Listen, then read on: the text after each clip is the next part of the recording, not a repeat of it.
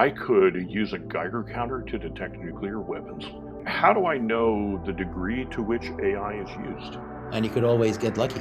Something else happens that Right. makes it all go away. Right. That's true. That's true. If you're buying screws from one vendor, you might be able to shift to another vendor that makes an identical screw really easily. Software doesn't work that way. Do you want to talk about that a bit?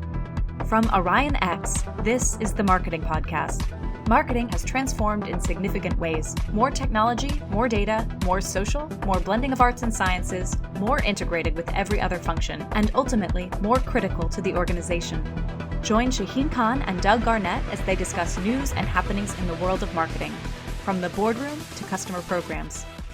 Hi, everybody. Welcome to another episode of the Marketing and Everything, increasing emphasis on everything podcast. This is Shaheen Khan with Doug Garnett. How are you, Doug? I'm doing well. Excellent. Looking forward to this session. It's been a little bit of a while since our last episode, and we went a little bit long last time, so you have more time to listen to all of that. Well, I suppose we should apologize to our listeners who have come regularly with, we kind of let a big gap in there, but I'll explain why in a minute. So that's right. Exactly. Looking forward to that. So there's an oon in the cart. Let's start with the cartoon. Yes, the oon comes from Tom Fishburne, one of our favorites, the Marketoonist, who I think a week or two ago, he had an AI-based cartoon. I know, it's a shock. I don't know why we'd be talking about AI. Nobody talks about that these days. But he's got a couple people in the boardroom with a whiteboard, and on the whiteboard, they've laid out a MadLib, and it's their AI strategy. And it says, AI powered to be blank, AI buzzword, blank, another buzzword, and blank, yet another buzzword. We will accelerate blank, synonym for transformation, delivering blank, intangible outcome at blank, really big adjective scale. And they filled in the first two with AI powered to be agentic, autonomous, and they're working on the third one. And the one says the other one, can we say agentic again? And the reply is, we can never say it too much. So never too much of a good thing. Yes, you can never have too much agentic in your marketing AI strategy, I suppose. So besides the kind of interest in pursuing buzzwords of the day, because you must, there are some truisms in a lot of his cartoons that make it possible. And in this case, it's, I think, because AI is changing fast, and it's bringing with it new buzzwords that people are compelled to be aligned with and look like they're using. There's a lot of pressure by management and boards. What are you doing about AI? In what way are you using it? There's a fear of missing out. There's a fear of falling behind. There's a fear of becoming obsolete if you're not using it. So I think uncertainty is another aspect of this. Well, it is. And I think, it starts with the title of this chart, which is our AI strategy, which right. I pity the CEOs these days who have to answer what is your AI strategy, whether it's meaningful or not, and I don't mean that AI strategies aren't meaningful. They may be, but not everybody has to have an AI strategy. You might need to have some idea about, does it matter to us or not, but that's not a strategy. So, but it seems to be demanded by investors and in the boardroom, what is your AI strategy? So it helps if you understand it enough to say, we have evaluated it, we understand it, and our strategy is to watch what happens. And when we are ready and it's ready, we will pounce. And here's our readiness to do so. I think that's a very valid statement to a board that is anxious to know what you're doing. Well, especially given how fast it's changing. There was I hadn't talked about this, but James Hankins on LinkedIn posted something about that the frustrations in marketing around AI, and I noted it's changing so fast. Marketers can't even decide what works about it, right? Because they go off and start testing something, and by the next quarter, it's changed. Well, that's right. You can't build a strategy with stuff that's changing like that. You have to test and play and explore, but that's not a strategy at that point. Yeah. And I think that the article, I believe, is complaining that not enough people are using AI in marketing. And I think my comment back was, of course not. It's not stable enough. And I think for some things it works and people have been using it. We talked about it in this podcast for content creation of various sorts. it absolutely is able to accelerate. Mm-hmm. When it comes to other things, it's a little bit more iffy. Yeah. Mm-hmm. And to just kind of lace everything with AI and AI wash it, Mm-hmm. so to say, it may not be the right thing to do for the products that all advertise it. Yeah. Mm-hmm. But certainly for content creation, video creation, not fully, Right. but like partly. But as a tool, voiceover is already done. YouTube is already getting a lot of Mm-hmm. clicks on AI generated videos, Mm-hmm. some of which are in fact not useless. Yeah. You know, they're like, but I think therein lies the problem, which is it's able, we now know it's able to do those things. The question is it able to do them in a way that makes a difference for our company? And that's what we don't know yet. And that's what takes some time and stability, is to be able to play with it and say, okay, I can make this now, And I don't mean that that's everybody. I just mean for it to be a broad trend, right? For you to say broadly, all these marketers are using it, it has to be more stable. And I don't mean it's unstable like bad. I mean stable like not continually changing. I mean, if the marketer has to be retrained every month, that's not a good situation to get people able to use it as a tool. Well, I am convinced Mm-hmm. that when it comes to content creation, Mm-hmm. while people may not have lost their job to AI, Mm-hmm. the department as a whole has not hired content creators that Mm-hmm. it otherwise would have done. Right. I suspect that's true. Right? So it's less about job loss and more about headcount loss. Mm-hmm. There's also the so-called Jevon paradox, Mm-hmm. which to me is not a paradox, Mm-hmm. and which says when the price of something goes down, the usage of it increases to make up for that loss, Mm-hmm. because productivity, because da da da da da da. And certainly in situations where the demand for something is either very large or like quote unquote infinite, Mm-hmm. that can be the case, Mm-hmm. because you can now get it cheaply and you can just use more of it in more places to accommodate that. Like for coding, for AI aided coding, Mm-hmm. there was a fear that maybe software engineering is done now because computers are doing Right. it. Mm-hmm. But there's also some evidence to suggest that people are actually hiring more software engineers, Mm-hmm. because suddenly they realize that they could code everywhere Right. and automate everything. Well, and actually, I was reminded, as you and I have talked about this, we haven't since this idea came to me, we haven't talked, but I remember, because I was an original coder type in the first of the high level languages, not in assembly. But I remember when things shifted from high level languages to application interfaces, APIs. And everybody said, oh my God, the programmers, they're all going to lose their jobs because the APIs were these higher level. Well, they didn't. It just enabled programmers to do more because they no longer had to write C code to open a window. They now could just call up the API Right. and say, open the window. But the jobs also did shift. But that's exactly right. The job shifted. So what happened was it didn't actually do away with programmers, but it really changed what a programmer did. Yeah. So there is an argument to be made that AI is forcing humans to become managers and bigger bosses, because they just do the work that you used to do. So now you need to direct them and manage them, and that's the skill set that you need. And you mentioned, I think, that somebody had said, can you provide your AI agent with leadership training? Yeah, that's right. Well, it was a post on Retail Wire today that I responded to, and yeah, it was, do we need to give leadership training to our AI? But really, it kind of boils down at some level to a decisions. What decisions are you turning over to your AI? And that gets into a really interesting level of discussion you and I were having about what are the decisions you could turn over to AI. And my own conservative approach is I hope you aren't turning over very many decisions to your AI. I would hope what you're doing is asking your AI to make recommendations and then keeping humans in the loop for making decisions. So that would be my approach.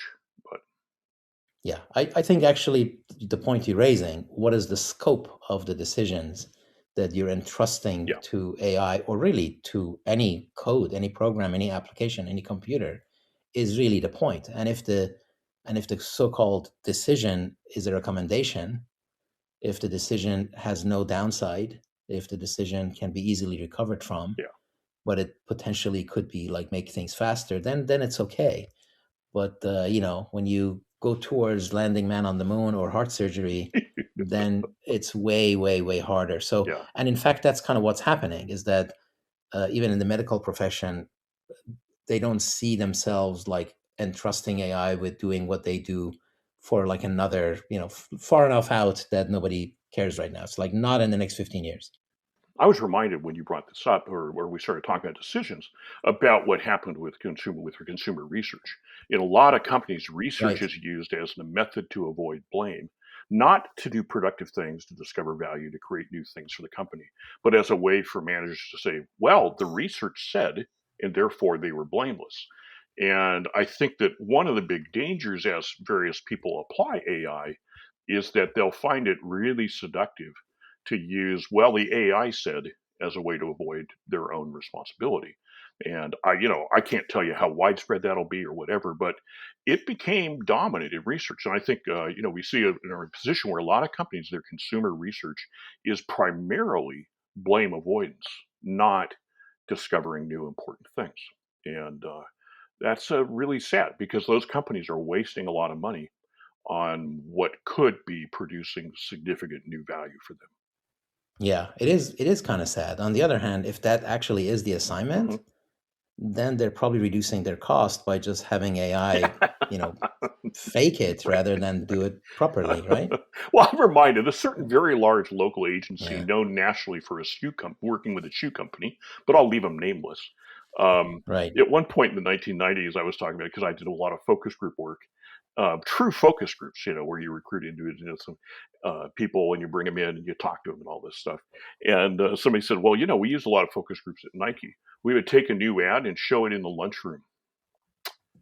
And I was just shocked. It wasn't at Nike, sorry, this was at that agency working with, a shoe manufacturer.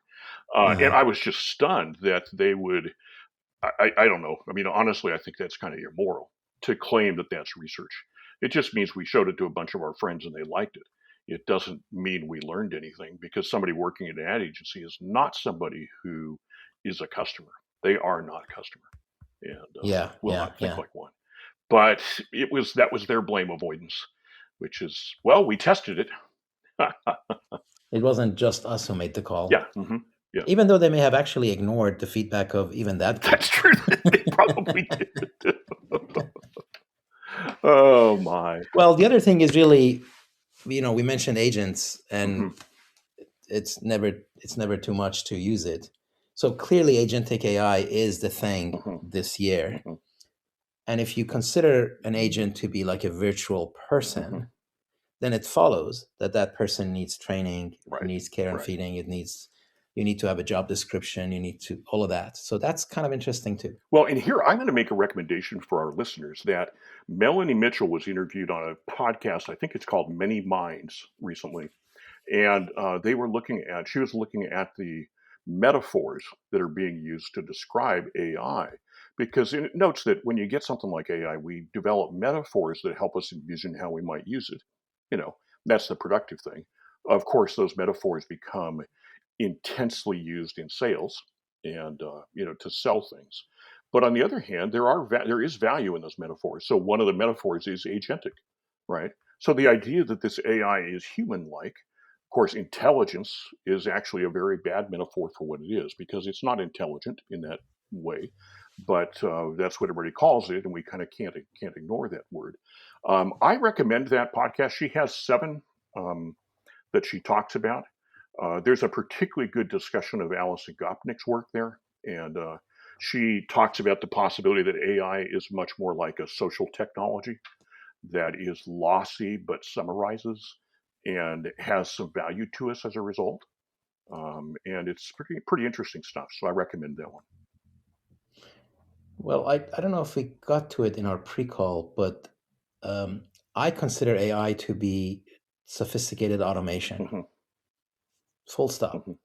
Now, if that sophisticated automation is indistinguishable from whatever it is that we might call An agent. intelligence, Yeah. so be it, Mhm. right? But that also eliminates the discussion of whether it really is intelligent or not, Mhm. because I think sophisticated automation is already disruptive enough, Mhm. and we do need to be prepared for it. Mhm.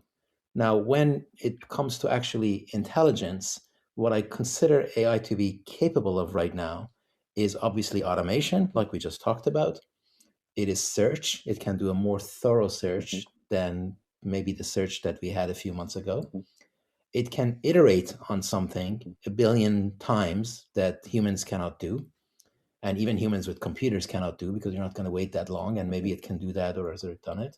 And it can consider permutations of things in a more thorough way than humans can. Mm-hmm. So many a time when a computer acts in a very interesting, unexpected, emergent, so to say, way, Mm-hmm. and I think the word emergent does too much lifting in those sentences, I kind of consider it to be, or when I double click on it, it turns out that it really was many iterations or many permutations or a deeper search or a faster automation capability. And that we had actually armed it to be able to do that, except that, like we've talked about here, the level of information that we feed the computer exceeds our ability to understand it. Right. Mm-hmm. So when it comes up with something that we fed it and it's new to me, it's not because I never gave it to him. It's because I did and I just didn't know. Right. Well, and I think that's that is a key value. And I'm reminded a bit of like computers playing chess, which was an early AI success, which is, it's not that, we used to believe that chess was the ultimate pinnacle of human intelligence. Yes. Well, it turned out that chess just required a very certain kind of human mind. But computers were actually better at that than that certain kind of human mind. And I think that may be a little bit of what we're discovering, is we have filled the world with all its data, and in fact, it is beyond our human minds for us to try to comprehend all that data. So AI, okay, that's pretty interesting. It goes out, it pulls from all that's out there, and it supplements us. But what is human intelligence remains far beyond and far different. From that. Well, chess is a great example of deeper search, because now they have databases of all the games that ever got digitized. Yep. And when you look at a chess commentary, they say, and as of move 12, we have an entirely new game that in our, whatever was documented anyway. Yep.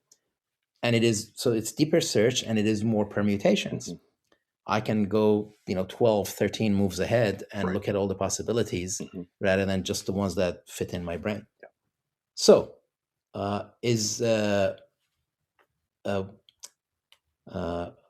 lost my opportunity to have a good segue into this. That's okay. We'll invent one.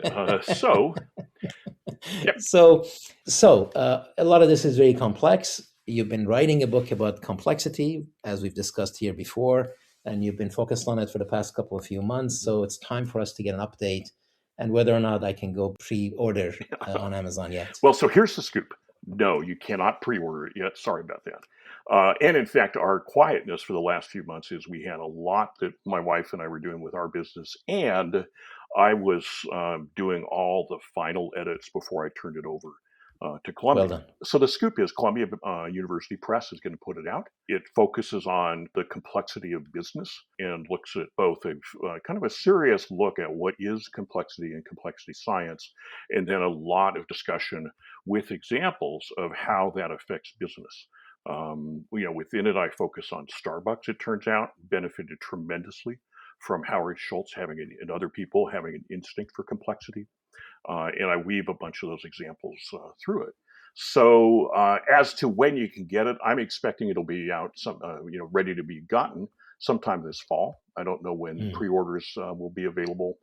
There's still a lot to go. In fact, just yesterday, I delivered the final draft from me to Columbia, and now it goes into their process with copy editors and things like that. So it's moving. I'm very excited. I feel really good about having dug into this very difficult topic and having made tremendous progress with it. I will caution listeners that what I do not do is give any really simple answers, because the reality is business never works that way.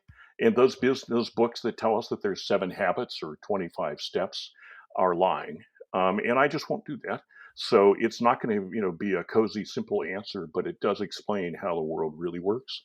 And I've found a lot of people kind of pleased to realize that there is a way to look at uncertainty and look at what happens and have it make sense. And in reality, as humans, we're pretty well evolved to deal with that, because the world has always been complex. And I think that evolution has selected abilities able to deal with this complexity Unfortunately, in business, we put a lot of artificial structures in place attempting to prevent it and engaging with it. But anyway, I'm excited. I think people will be interested in it, and I'll be writing on my blog more about it over the next few months. Well done. Excellent. I think it's very timely because nothing in this world is getting less No, complex. it's not. It's not.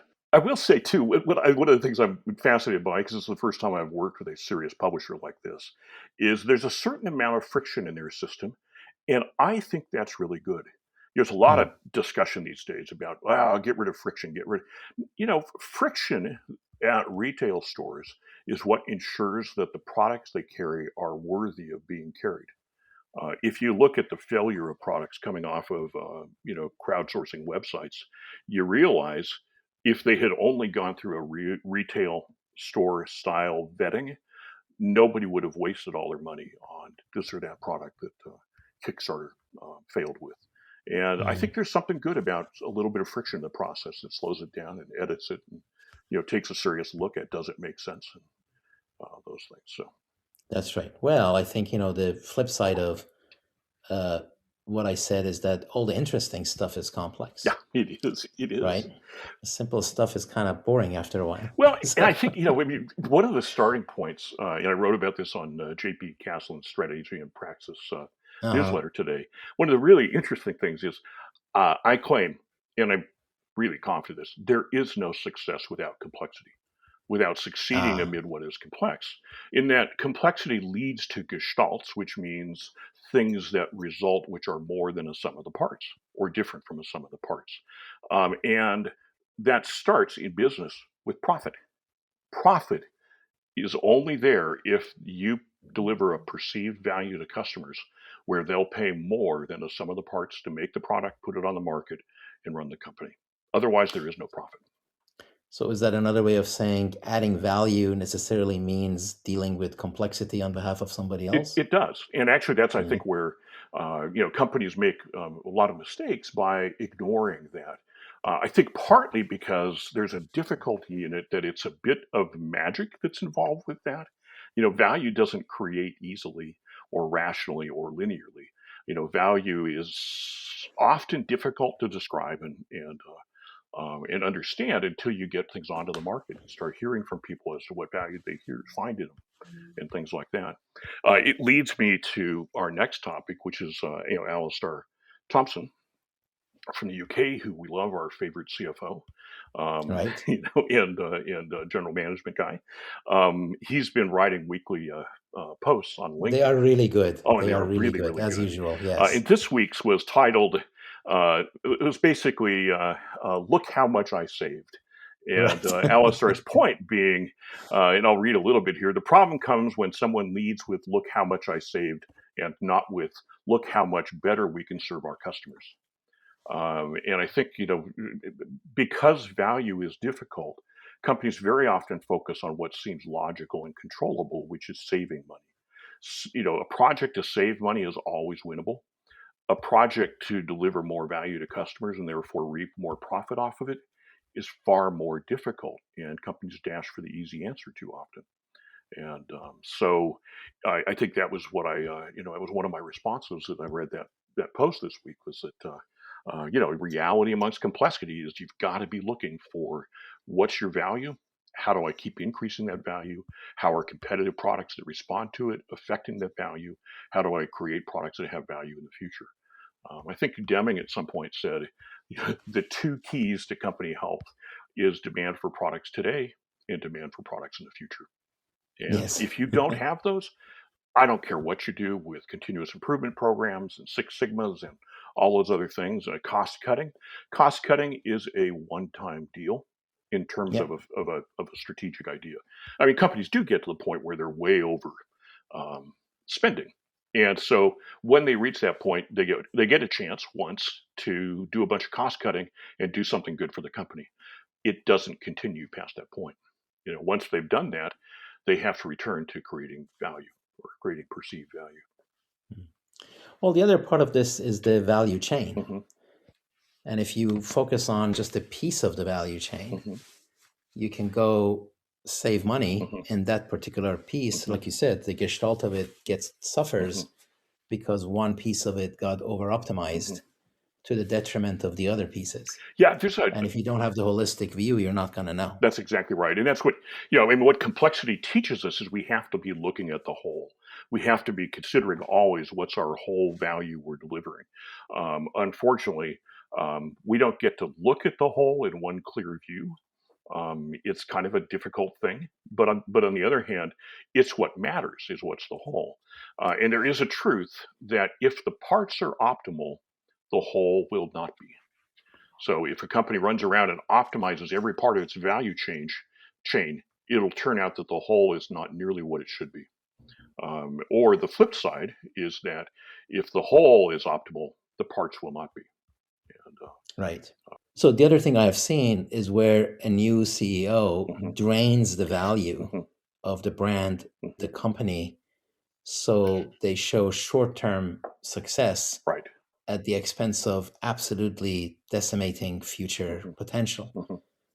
And that is also unfortunate, but it can work because by the time anybody notices, it's somebody else in Yep. charge. Mhm. And that's something that boards and employees and all the stakeholders need to really be conscious of. Yeah, you see it in consumer goods quite a bit when people buy brands. So, there was a guy that came in to do a Rubbermaid around 2000, 1999, 2000. And he it made big claims, but fundamentally he did two things. He bought the Calphalon brand, which Mm, had been demanding $600 for a set of cookware, and um, cashed it in. You know, now how long can you cash in a brand like that? Well, quite a while. exactly. But on the Yeah. other hand, every year is draining value from it. So, he bought that asset and then started draining its value. Um, the other one was he came into Newell Rubbermaid and started putting the Rubbermaid name on everything and selling the Rubbermaid name everywhere. And once again, it's a step of draining that value. And so, we could have a big financial discussion about whether that's valid or not, or why it financially does work or doesn't work. But fundamentally, as a guy who loves the fact that brands indicated existing perceived value, it bothers me. Um, Yeah. you know. It's definitely against Deming's quote that you just had, hmm the man now and the man in the future. hmm So if you borrow from the Yeah. future, then yeah, guess what, Well, right? and I think both those brands are the kinds that you could cash in for a long time, and I think he did something like 10 years or something like that before he left the company and didn't get hired anywhere else except under somebody other. He did get hired someplace else, but he was under somebody else's thumb at that point. Yeah. They were putting really strict controls on what he was allowed to do. Yeah. Yeah, he made his 10 years of nice money and probably got some great bonuses and stock options and all those things. And net out, I don't think did a whole lot for the company. So I wonder when they do that, would it not have been better to liquidate the company in terms of net present hmm value hmm while it still has a lot of Right. value and then dish it all out? And hmm then that's why prolong hmm that process? I But, don't know, but I think I mean, and here you have a problem where, within a company, you've got a contradiction between an executive's goals for his career and perhaps what's best for the company and what shareholders believe is best for shareholders. Those three things contradict each other and conflict quite often. So that's I right. think in this case, it's far better for that executive's career to stretch that time out. If you liquidate it once, Mm. is he going to do as well as if he gets 10 years worth of bonuses and hitting targets and all those kinds of things? I don't know what his specifics were, but I would suspect that there's a No, lot that's of a very good people who point. Yeah. like that. What about the board? Well, or the shareholders, they may not like the idea of cashing out right away. And certainly cashing out right away has a tremendous impact on communities and people. But, Yeah. And you could always get lucky. mhm. Something else happens that Right, makes it all go right. away. That's true. That's true. So, in our pre-call, we touched on this whole theme that's going on out hmm there, topic of the use of AI in military, Uh-huh. We did. and you suggested that we talk about it. Uh, We so we can if you'd Well, like. why don't we try to talk about it briefly? I think from what our pre-call was, we could talk about this for an hour. if we We wanted to. certainly could. It's a really complicated topic. Yeah, we were talking about the Anthropic and OpenAI problems at the government level, where Mr. Trump decided to fire Anthropic, and OpenAI stepped in and said, "Oh yeah, we can do that." The overt public discussion was about OpenAI being concerned about turning its AI loose with choice decisions about killing people. But as you said, I think your observation was this is not negotiation. This is a big public spat. Well, it was the Department of Defense or Department of War Mhm. that did all of that, Mhm. so it wasn't higher up than that. And as I said in another podcast, while the negotiation between a vendor and a customer, Mhm. there's a lot that's going on there. There are some bigger concepts that are very valid that are worth a discussion. Mhm. And one of them is really digitization and the impact of digitization on laws. Mhm. We have laws all around the world Mhm. that were written when there was no phone or a pocket camera Mhm. or email access or etc. Mhm. So those laws need to either evolve or be rewritten Mhm. or interpreted more broadly. And that certainly has happened in the US with the Fourth Amendment, where various courts have over time Mhm. interpreted in a broader way. And, the little research I was doing indicated that the pivot point there is when one of the Supreme Court judgments was the recognition that it's about protection of the individual, Mhm.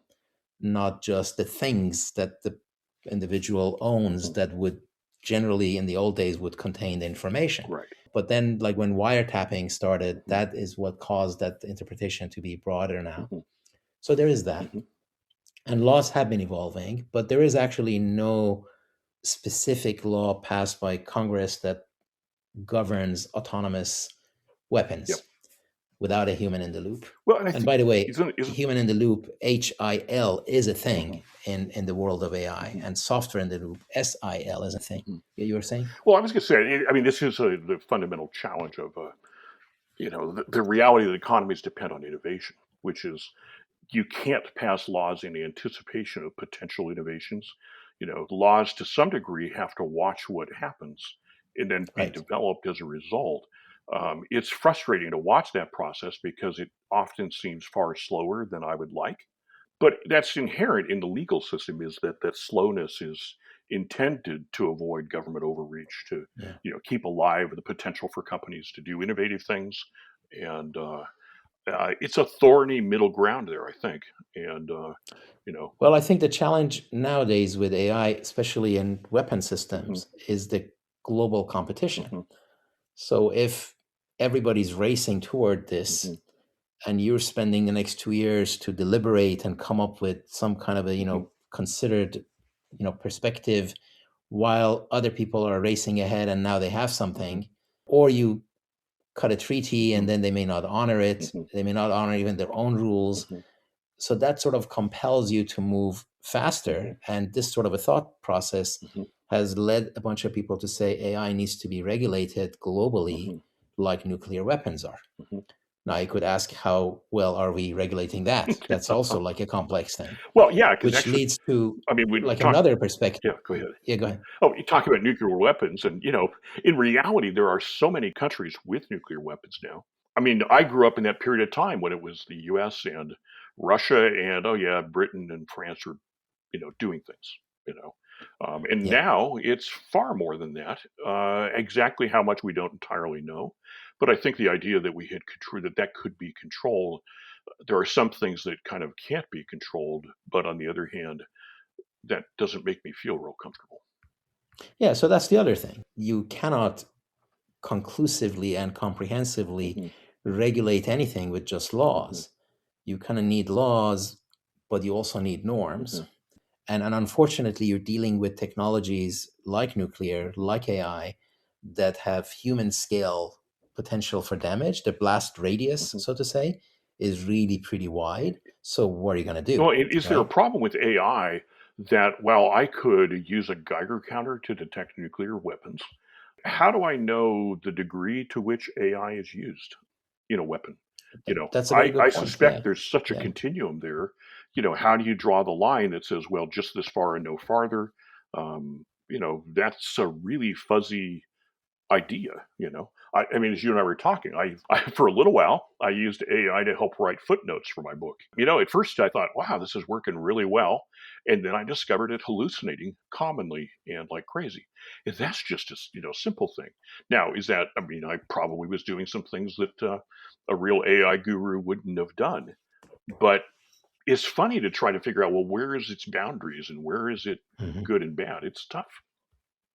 And what makes that more complicated, as we saw in this particular story, hmm is the number of options that are available in the market, hmm certainly in the US and even in global hmm scene, that there are, in fact, many vendors who are offering hmm AI-oriented software and services and technology, and it hasn't yet quite been incorporated into robots and so-called embodied AI Yep. or ambient AI hmm or edge AI, hmm all these various words that are coming. All of that is coming. All of that is coming really fast. I So what are you going to do about that, I right? think out of our discussion, I wanted to make sure for our listeners we get to one of your points that related to software that I think is really important for listeners to remember, which is the public argument was kind of, we're kicking these guys out, we're hiring these guys, essentially.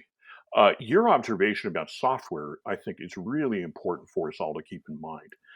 If you're buying screws from one vendor, you might be able to shift to another vendor that makes an identical screw really easily. Software doesn't work that way. Do you want to talk about that a bit? Yeah, generally software is sticky, hmm and software vendors, in fact, benefit from Right? They it like that. very much, and it in all dimensions. hmm In fact, when you buy software, exactly what are you buying? hmm You're not buying a thing. hmm You're buying services, hmm ongoing human hmm interaction and fixing things, etc., etc.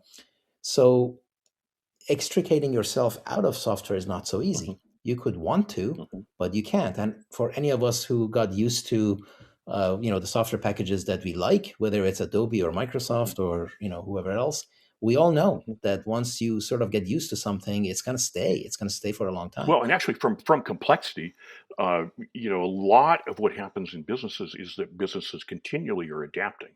And we might think about that only in terms of the market, but the minute we bring in software, the company begins to adapt around it. So a company that brings in a specific piece of accounting software will adapt what it does to fit that accounting software and make it help the company thrive with it. A company that brings in a machine that manufactures it cuts metal in a certain way will begin to adapt its designs to fit that machine, whether that's best for the company or not. That Mhm. naturally happens. And so what you have here is the government tries to extricate itself from, you know, Anthropic is they've already adapted. It's too late to just Yeah. simply say we're not going Yeah. to deal with that. Now we'll see. Maybe AI can do that too, and say now it's all gonna Well, I think I have two thoughts. One is when you talk about maybe AI could do that for us. Um, I got to go to computer translations between languages. Reality is humanly, there's a lot of stuff that falls into the cracks. And there's a brilliant book called Babel, where a certain kind of magic is made by the difference between words that mean almost the same thing. So the word in Chinese for this and the word in English for this aren't identical. There's always a difference, and I think AI isn't going to solve that. I don't think. I right, think in right. reality, it's that's the reality of human languages, and I think that's the reality of software that it Mm, inherits some of that. And mm, so I think that the idea that we can just move from this software to that software is like I just want to turn my translation over to a computer. No, you need people who are going to understand the context in order to use the words that are close. You know, mm. So I remember what I was going to yeah. say. So if you are buying the right to use a hmm software, services, etc., then it becomes really hard to assign accountability. hmm Then it becomes really hard to know whether you're compliant or not hmm and whose responsibility it hmm is to be compliant. So it could very well be that, look, it's great that you want to do this, but we cannot guarantee that it does what you want it to do. Well, Not that you shouldn't do it, it's just that we're not going to be compliant. So yeah. that's another dimension that needs to be Well, and discussed. let's keep breaking down what you buy, because here's the thought that occurs to me. If you're buying a subscription to AI, you're not buying so much the subscription to the software as to the database behind it, as to the crunching that was used to create that database, as to the update cycle at which they update that database. I mean, software doesn't live on its own anymore. There's always something else behind it, whether it's That's right. It's an somewhere, evolving thing. and that makes the whole issue far fuzzier. I mean, Mhm. what did the government buy from Anthropic? Good question. What are they going to buy from OpenAI? God knows. And Right. So exactly what am I buying? mhm, And I think a lot of times it's like you buy the right to use mhm, something with the assumption that it's going to continue to evolve in a way that you need yep, it, mhm, etc. Now there are two other mhm, things that going on. One is the consumerization of tech, yep, mhm, because a few decades ago these technologies would naturally start mhm, within mhm, government, probably within military, mhm. and they would be proven, they would be designed for that. None of these issues mattered, You mean like and the then they internet? would, You know? for Yeah. example, Mhm, exactly, internet or many other mhm, things, like all the weapon systems, all the military yep, technology, clearly came out of mhm, the military first, and then it would be adopted by the enterprise mhm, commercial companies, and then it would trickle down to mhm, consumers. But over the past few decades, we've seen that flow get gently mhm, reversed. So now ChatGPT comes in and it's available to consumers mhm, immediately. And then 2 years later, the companies, organizations, commercials are still struggling to like adopt mhm, it. And then it gets to military and mhm, government. And that flow makes it like really different in how these things come about and whose purposes they're trying to serve as they try to gain a foothold in the market. And that leads to the second thing, which is privatization. mhm, If you do it, if you're a different country and you're doing this all within government, then you got a lot more mhm, control.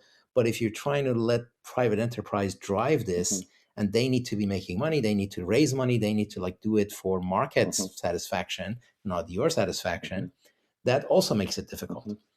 Well, and actually, as you say that, it gets to the question I was going to ask. I'm going to put forth, and then probably we're getting close to where we should, end. Start But wrapping up, yeah. I was going to ask, and to what degree does that come from the investment environment that these companies develop in? Because we have seen, I think, a trend in investment where the big investments demand scale very fast, and the only way to scale and there's a habit of scaling fast by getting a lot of people using something, whether they're profitable or not. The idea being the more millions of users you have, the more likely you are to have Mhm. profit Mhm. someday. And we could argue about whether that's true or not, but it seems like that's become a shift in the investment environment, that it's started to look for rapid consumer scaling as opposed to funding from government to, you know. Well, actually, right now, I would say AI is a beneficiary of relatively permissive Hmm. money, Hmm. because none of these companies is really making enough money, but they all have a lot of Hmm. promise. And everybody intuitively sees this Hmm. as a human scale, historic Hmm. transformation of technology, and they want a piece of Hmm. it. So I believe the investor community is pretty relaxed about whether they need to make money right Hmm. away or they need to just maintain a seat at the Hmm. table, so that as others may sort of be exhausted and drop, they will be the winners at the end. I guess I was And I more, believe that's why yeah. there are so many choices in the market. Well, I was thinking along with that kind of this, what part of what's happened is with a relaxed set of investors, metrics can keep them happier with, well, look at how many people we have signed up. And, that I wrote a blog post a few years back about how the tech approach had been to underprice everything. And that we see that with Amazon, who I'll continue to say has never made money on a retail like sale in their life. Um, or Uber, who was losing billions, but had a lot of people helping them lose those billions. Or Dollar Shave, who never made money and was really paying people to take their shavers. Um, but that it's kind of a part of an investment approach that they do that. My blog post maintained that, you know, if Amazon had charged for the value they delivered, they wouldn't have had that problem. But you know, they're big. I can't argue with that. But I do think there's something odd that happens when uh, the metric everybody seeks is the one of lots of users, and I wonder to what degree that's affected AI.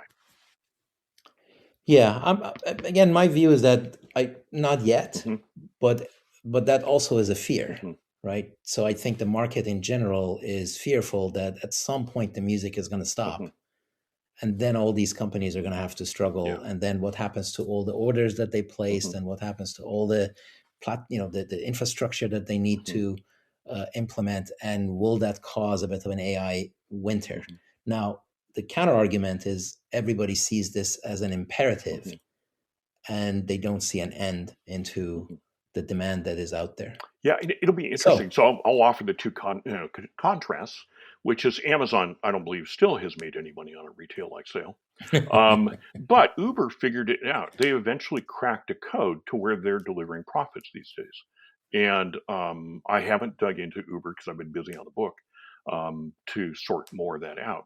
But at some point, I'm going to try to dig further back into that to kind of understand how they made that happen. Because I think that was a really significant, that's unusual. A lot of these companies that just go out and lose a lot rarely are able to adjust to eventually reach profit. The Uber CEO came in with those credentials that he was very, very good at making companies profitable, and he was well loved in the company where he came from. So it's interesting that he's managed to repeat that here at Uber. Yeah. All right. Well, on that positive note, with people like Uber and NVIDIA making lots of money, we can conclude this episode. We like that, and it's springtime, and up here the birds are beginning to sing and we're beginning to see flowers. So, and I'm really happy to have my book in the hands of a publisher now that they're treating it. Absolutely. And I'll still have work to do, but it's no longer entirely on my shoulders. Well, I look forward to the next update, and really the milestone for me is when I can pre-order it. So. Well, it's been great. It's been great to be back and visiting. So, we'll do this again sooner than we did between the last one. I look forward to it. All right. Thank you, Doug. Thank you all for listening. Really appreciate it. Until next time. Thank you. Take care.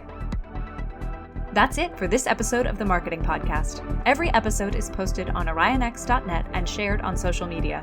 Use the comments section or tweet us with any questions or to propose topics. If you like the show, rate and review it on Apple Podcasts or wherever you listen. The Marketing Podcast is a production of Orion X. Thank you for listening.